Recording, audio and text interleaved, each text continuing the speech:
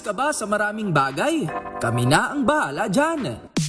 Aalamin, tutuklasin at bibigyang linaw namin ang mga katanungang bumabagabag sa inyong isipan. Sa programa kung saan ang bawat sagot ay galing lamang sa mga eksperto.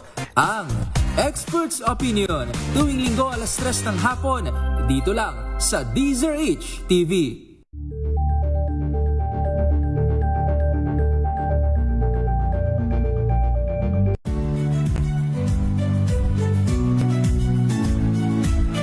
Magandang araw mga kaibigan. Ito po ang inyong balerina ng bayan, si Lisa Macuhay Lizalde na Ito bang si Congressman Toby Tiangco at saka si Congressman Bene Abante, may matandang alitan ba ito? Mayroon ba kayong, Congressman Toby, mayroon ba kayong pinaghatiang tinapay na nakalamang ka? At nakalamangan mo si Congressman Bene Abante. Bakit parang of all the congressman, merong isang Bene Abante na Congressman Toby sinasabi na tila daw yata gusto mong ikaw ang maging meow-meow ng Kongreso. Ano ba nangyari? Kong Toby? Si Kong Toby ba nasa linya na natin? Kong Toby, Tiangco ng Nabotas. Magandang hapon sa inyo, Kong. Yes, Henry. Wala naman kami pinagka-diferensyahan. Talagang ano lang yan. Oo. Talagang attack crocodile lang yan ni Martin Romualdez. Oo, pero nagulat ba kayo o ini-expect ba ninyo na he is a pastor and among the congressman na hindi siya ba pinangalanan ninyo minsan man? Wala po. Yun na nga. So, nagulat kayo, bakit bigla na lamang kayong inatake doon sa sinasabing gusto niyo yata doon kayo maging meow-meow ng Kongreso uli? Hindi naman ako nagulat kasi talagang tingnan nyo, ang ginagawa niya, lagi niya dinidepensa si Martin Romualdez, pinupuri niya. Uh-oh. Siyempre, siguro, yun ang talagang boss niya, yun, kaya tinawag niya akong meow-meow. Hindi na ako nagulat kasi nga sabi ko nga, isa sa mga attack crocodile ni Martin Romualdez. Oho, pero... So, ako naman, kung ang mga babatikos naman sa akin, yung mga pumuprotekta, pumupuri, nagtatanggol kay Martin Romualdez, karangalan ko yun na sila ang bumatiko sa akin. At yung sinasabi nila na wag lagi kong inuulit, bakit ba talagang masakit siguro sa tenga nga nila yung talagang inuulit yun dahil alam naman nila kung ano yung kalokohan. Oho. Nabanggit niya ang kalokohan, pero siguro doon sa ating mga nakikinig, baka ang iniisip din, ano nga bang kalokohan yan? Bakit ba si Congressman Toby palagi na lang nagsasalita tungkol dyan at ganun na lang ang naging reaksyon ni Pastor Abante? Anong kalokohan ba yun? Can you please again? Diba, yan yung sinasabi natin na binebenta yung mga proyekto, di ba? Binebenta yung mga proyekto. Wala namang masama kung magdadala ka ng maraming proyekto sa iyong lugar dahil makikinabang ang inyong mga kababayan. Pero yung budget magbula 2023 to 2025, di ba? Sinabi ko, ang ginawa niyan is binenta. Alam nyo, Henry, unang-una ako nagsabi na may binebentang proyekto. Wala pang nagsasalita noon. O, di ba, later on, napatunayan, talaga nagbebenta. Okay. Unang-una ako nagsabi ng pangalan ni Zaldico. O, di napatunayan na talagang si Zaldico ang sentro. Wala pang nagsasalita nun tungkol kay Zaldico. Walang nagsasabi na wala pa nun si Henry Alcantara, wala pa ibang nagsasabi. Di ba? Ako unang-una nagsabi, di napatunayan tama ako. Pangatlo, sinabi ko na hindi magagawa yan ni Zaldico nang hindi alam ni Martin Romualdez. Di ganun din nga. Ngayon mapunta tayo doon sa sinasabi na wala pang prueba. Diintayin na lang nila yung susunod na Senate Blue Ribbon Committee dahil di ba natumbok na yung kung paano makukonekta yung sinasabi ni Zaldico na nagdala siya ng pera sa 30 Tamarind na sinasabi bahay ni Martin Romualdez. Di ba ngayon makukonekta na kasi yung Attorney Paras na main shareholder doon sa Golden Peasant, maraming connection kay Martin Romualdez, no? So, huwag siya mainip. Darating naman yung prueba. Kaya lang, siyempre, gano'n lang talaga mga attack crocodile. Oh, pero ano ang hint ninyo sa susunod na Blue Ribbon hearing? Sapagkat no less than the Blue hearing, the Blue Ribbon are saying, mahirap pang idiin si Martin Romualdez, malayo, hindi walang ebidensya laban sa kanya. Ang sabi naman ng iba, teka muna, bakit ba ayaw ninyo mag-case build up? Oh. Hindi, sinabi naman ni Senator Ping, di ba? Iimbitahan niya yung Attorney Paras. Oo. Yung Attorney Paras kasi siya ang buyer siya ang main shareholder doon sa kumpanya na bumili ng 30 Tamarin. Oo. Tapos doon sa article na Rappler, si Attorney Paras din ang ultimate kasi naka-layer yung biniling bahay sa Soto Grande, Spain, di ba? Oo. May number 1 company, may number 2 company, doon sa number 3 company na may-ari ng number 2 tsaka number 1. Ibig sabihin, tinago eh. Pero makikita doon sa huling kampanya na talagang may-ari, Attorney Paras na naman ang main shareholder noon. So yun yung common denominator. Pero may mga humihingi ng presensya ni dating Speaker Romualdez sa Blue Ribbon hearing. Bakit daw baga ayaw itong iimbitahan at once and for all ay mapaharap at matanong? Di ba ganun naman eh, di ba lahat sinasabi they're invoking parliamentary courtesy. But you can waive, but alam mo Henry, you can waive parliamentary courtesy at any time. Yeah. Di ba kung gusto mo talaga magsalita, wala namang pwedeng pumigil sa'yo doon. You yourself. Oo. Hindi mo na kailangang At intayin. hindi lang dito sa administrasyon na to, kahit noong previous administration, di ba, nag-witness ako para kay Chief Justice Corona. I also waived my parliamentary courtesy. Ano ba mas mahalaga, yung parliamentary courtesy o yung katotohanan malaman ng taong bayan? Diba? Pero kung ayaw mong... Bakit ka naman magtatago? Bakit ka magtatago sa parliamentary courtesy? Kung ayaw mong nakita naman natin, di ba? Kaya, kung ayaw mong i-waive yan, anong ibig sabihin? Hayaan mo na lang isipin ng tao na ikaw nga ay may kasalanang hindi mo kayang ipaliwanag? Hindi lang yun eh. Tingnan mo, wag na natin sabihin doon wag na natin sabihin dyan sa Senate. Meron ba sa inyo lahat sa media na nakapag-interview kay Martin Romualdez? Wala. Kahit isang beses? Wala. Oo. Wala. Di ba? So, hindi lang ayaw talaga magsalita. Kaya kailangan niya ng mga attack crocodile. Yun ang mag-a-attack sa akin. Siyempre, ang gustong gawin ng attack crocodile, sirain ako. Di ba? Sirain yung kredibilidad ko. Ganun din naman eh. Lahat naman kahit yung mga trolls yung mga trolls doon sa social media, tignan nyo, basta yung troll na tumira sa akin ng fake news, yun ay pumupuri naman kay Martin Romualdez at dinidepensa siya. So natural eh, di ba? Pero sa akin, okay yun eh. Kasi karangalan ko na yung tumitira sa akin, yung mga pumuprotekta kay Martin Romualdez. So karangalan ko yun. Kung Toby, hanggang ngayon, yung nilalaman ng small committee hinahanap mo, wala pa ha? Wala pa nga eh, di ba? Wala na, walang pag-asa. Wala na pag-asa yun. Wala na ba? Mukhang ganun nga po. Pero anong mangyayari? Si Congressman Toby ba kayang patigilin, busalan ito mga ataking ito laban sa inyo? Hindi po. Hindi tayo mapapigil. So kahit anong mangyari. Anong i-expect pa sa inyo ng ating mga kababayan na nasabi naman magaling at may isang kagaya ninyo na hindi natatakot din magsalita? Basta patuloy. Bakit naman ako matatakot? Totoo lang sasabihin ko, di ba? Madaling magpa-interview, madaling kumarap sa kahit sino. Pag totoo lang yung sasabihin mo, dahil kahit kahit pabalik-balik-sabi nila yon, hindi ka maiipit, di ba? Mahirap pag hindi ka magsasabi ng totoo, iiwas ka sa media dahil pag pinabaligtad ka na, lalabas ang katotohanan. Pero hindi lang basta attack dog, kanin nyo, attack crocodile. Crocodile eh. Okay. Sige. Kung Toby, salamat na marami sa inyo, sa inyong paglilinaw. Okay, thank you. Thank you, Henry. Thank you very much. Congressman Toby Chanco. Balansyado. Mabigat yun ha, para lalo na alam niyo ito si Congressman Benny Abante, hindi ito basta congressman lamang, pastor ito eh.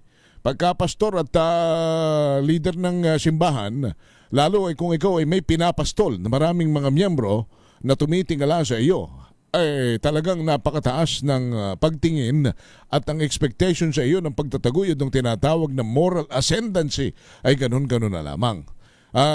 Pero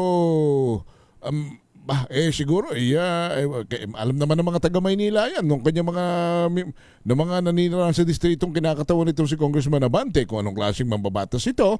Ganon din ng kanyang mga membro kung anong klase ng mga pastor ito. At lalo tigit, alam ito ng kanyang pamilya kung ano ba talagang mayroon sa isang pastor Benny Abante. Siya ba'y kumukubra? Siya ba'y humihingi ng partisyon sa mga komisyon? Kumikickback ba siya? Mas alam yan Mas alam yan siyempre ng buong tahanan ng kanyang pamilya. Ng kanyang mga anak. Hindi ba? Kung mayroon mang makakaalam ay immediate family palagi yan. So, nasa sa kanila naman yan kung paano nila dadalhin din sa kanila mga isipan at damdamin itong mga ganitong klase ng akusasyon. Kasi mabigat yun. Attack crocodile. Parang sa direktang Tagalog, buayang tagasagpang yan attack crocodile, hindi ba? Ano ba yung attack? Di ba? Pag ina-atake ka, sinasagpang ka pinagwawasi-wasan kang kung buhayang sasagpang sa iyo para ibang klase namang managpang. Masakit yun. Pastor, tatawagin kang attack crocodile. Pastor Benny, palagay ko dapat malinis ninyo yan. Hindi lamang sa harap ng taong bayan, ng inyong pamilya, kundi buong katapatang, ano ba talaga si Pastor Benny Abante? Ano ba talaga si Pastor Benny Abante kapag siya at ang kanyang Panginoong Diyos lamang ang nagkakatinginan? Ano ba ang ibinubulong ng conviction sa isang Pastor Benny Abante ng kanyang konsensya at ng kanyang Diyos na pinaglilingkuran? Pastor Benny, mas alam naman ninyo po yan sa inyong sarili. At tanging ikaw at ang Panginoong Diyos lamang nakakaalam. Pastor kayo di nasa sa inyo po na kapangyarihan ng di ba? Ang magtuwid, ang magsabi, magpaliwanag dito sa amin. Pero mahirap ipaliwanag ang mahirap ipaliwanag ang talagang hindi mo kayang ipaliwanag. Mahirap ikubli ang hindi mo kayang itago. Balansyado! Hindi natin sinasabing meron ka, pero alam mo sa puso at damdamin mo kung sino ka sa harap ng Panginoong may kapal. Balansyado! Ganyan din naman, pareho naman. Kasi siyempre, si Congressman Toby ganun din naman. Mas kayong dalawa, alam ninyo pareho kung naitatago ninyo yan sa bayan, naitatago ninyo sa kaibigan, sa pamilya, sa harap ng Panginoong Diyos, hindi kayo makapagkukunyari. Balansyado! We have 47 minutes after 5 ng hapon. Babalik tayo. Ako si Henry Uri. Balansyado!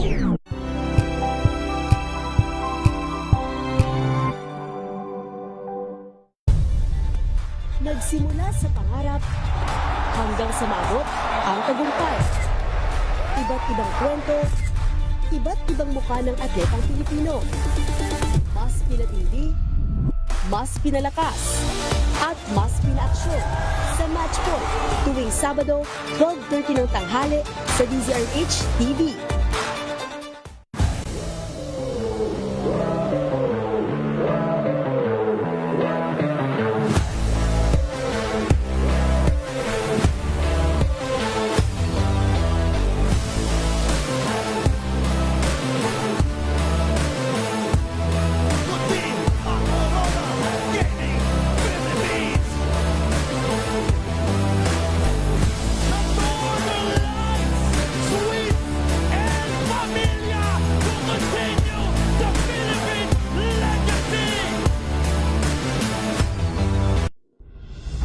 Tuloy-tuloy ang pagtulong, tuloy-tuloy ang pagseserbisyo, at tuloy-tuloy ang balitaan kasama si May Binauhan sa Operation Tulong mula Lunes hanggang Biyernes.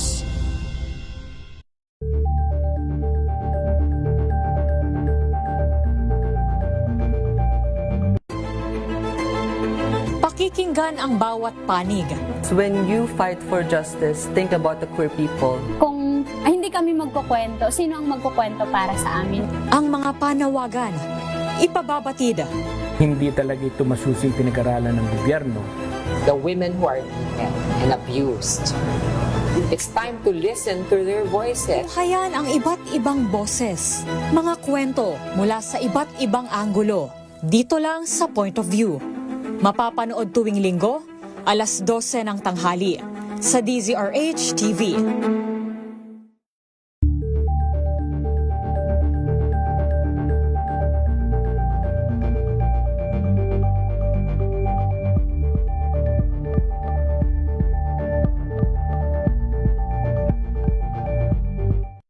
Balang Anthony Taberna at Jerry Baha ang gigising sa inyong umaga dahil lalatay ang humahagupit na diskusyon at komentaryo Lunes hanggang Biyernes sa 2x2.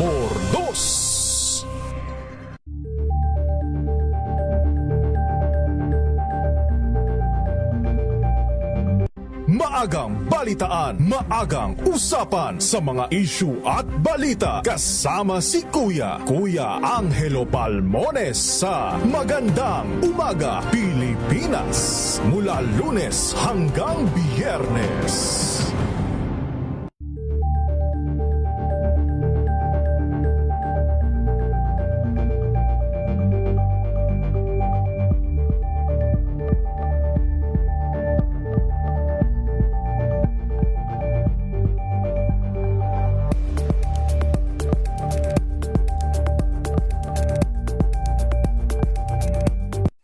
Mga balitang gigising sa inyong umaga. Mga balitang kailangan mong malaman. Mapapakinggan sa ACS Balita sa 2x2.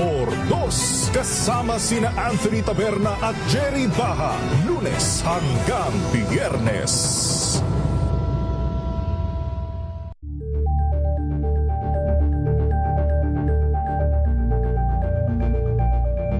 Alamin ang mga maiinit na isyung pambayan, mga balitang kailangan mong malaman, usapin sa pamahalaan, politika, ekonomiya at kabuhayan. Ito ang mga dapat mong malaman, pakialaman at pag-uusapan dahil kayo ang tinig ng mamamayan dito sa Damdaming Bayan.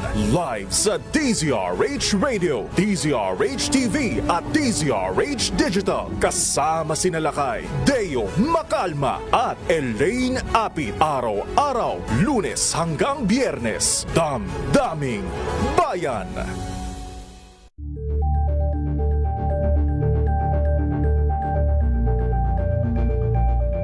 Ito ay bunsod ng naitalang 17 individual na ang kanilang naaresto.